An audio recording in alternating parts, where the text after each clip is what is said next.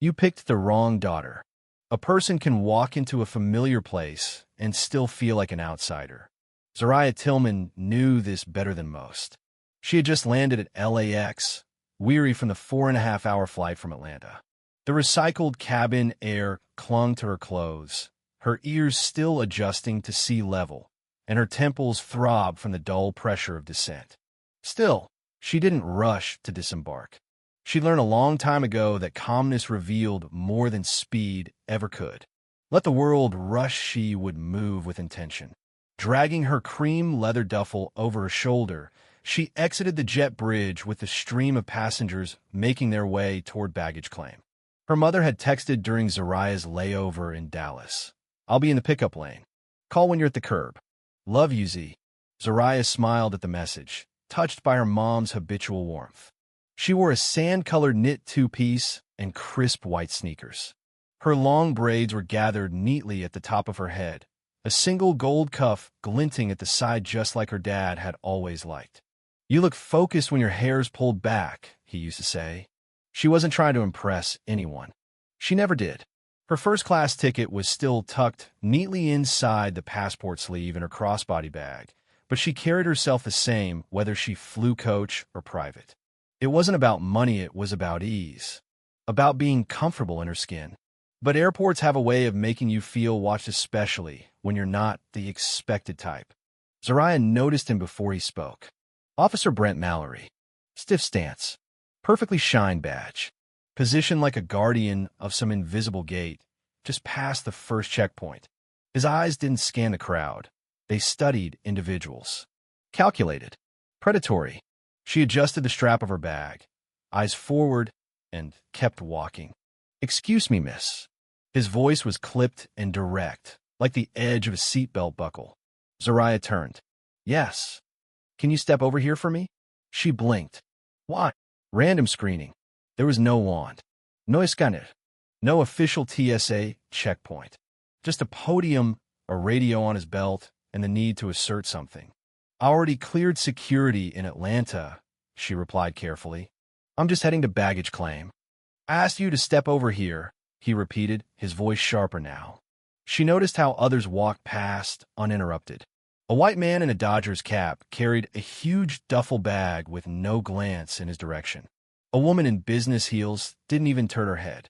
But now, people were watching her casually, curiously. Zariah stepped over calmly, squaring her shoulders. "Is there something specific you're looking for?" "Just a few questions. Flight details. Identification." She handed him her boarding pass. "Flight 422. ATL to LAX.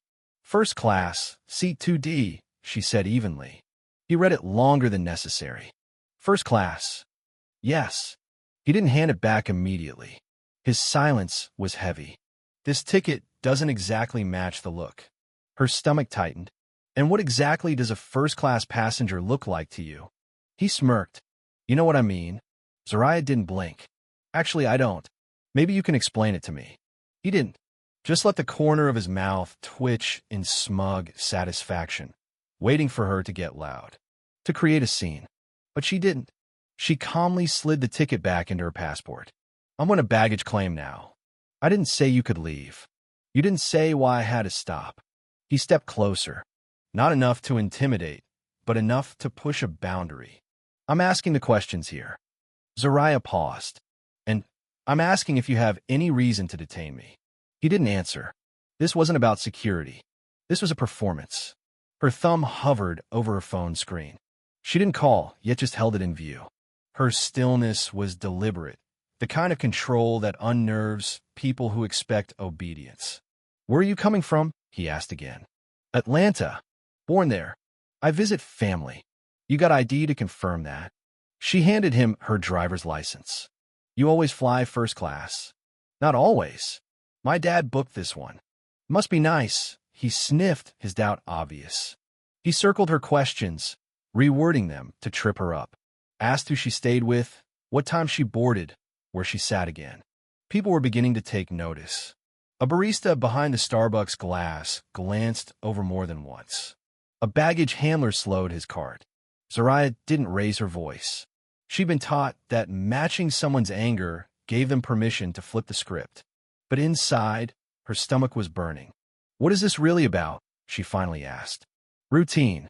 No one else from my flight is getting questioned. You don't know that. I watched them walk past you. You're getting defensive. No, I'm asking why this is happening. You've got a little attitude, and you've got a lot of assumptions." That one hit. His jaw clenched, the smirk faded. "Look, lady, I don't care how much that ticket cost or who paid for it. People who act like they're better than everyone usually have something to hide." Zariah almost laughed. Not because it was funny, because it was so weak. "You don't know anything about me. I see this a lot," he muttered. "Fly in, act entitled. Mouth off when asked basic questions." She unlocked her phone. No words. Just tapped on her father's name in her favorites. "Who are you calling?" "My father." He chuckled. "Let me guess, lawyer? Congressman? CEO?" The phone rang twice. "Z, you good?" Her father's voice was deep calm. "Daddy," she said clearly, "I need you at Terminal 4, Southwest baggage claim. There's an officer here who thinks I don't belong." Silence. "I'm on my way," he said. She ended the call.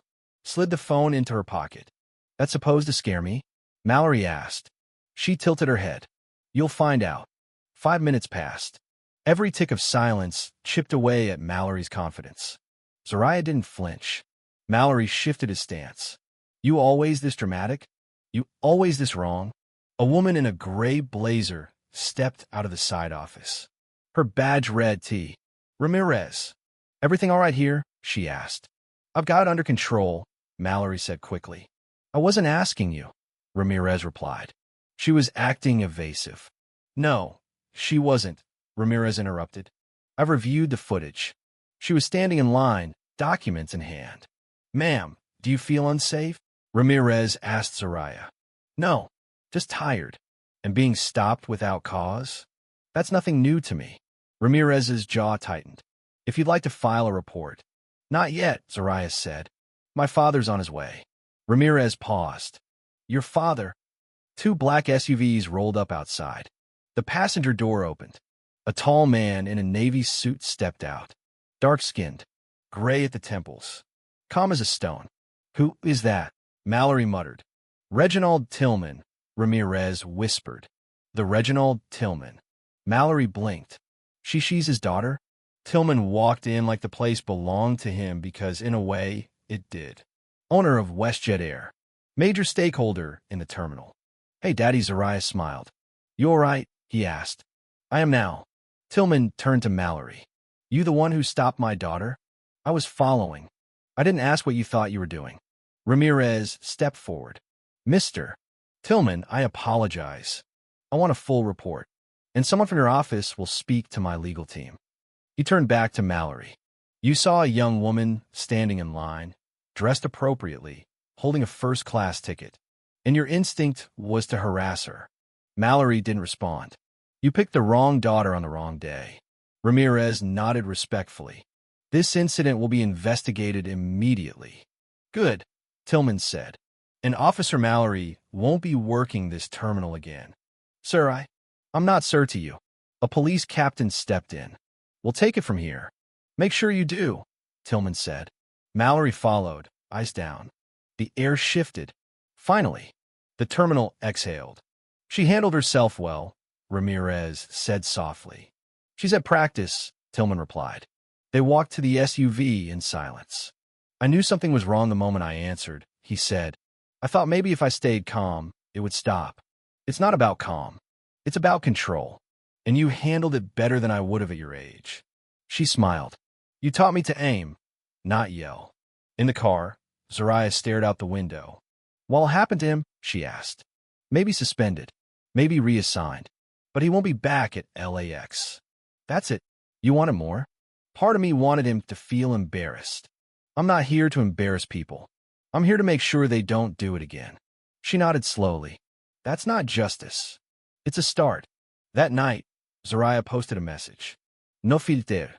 No drama. Yesterday, I was pulled aside without reason at LAX. I was questioned because someone thought I didn't look like I belonged. I stayed calm, but I shouldn't have had to. Respect shouldn't depend on who your father is. It should depend on who you are. Dignity has no dress code. By morning, it had over 1 million views. Hundreds of messages flooded in. It happened to me too, they said. In different words. Different airports. Same story. Zariah hadn't wanted to be a symbol.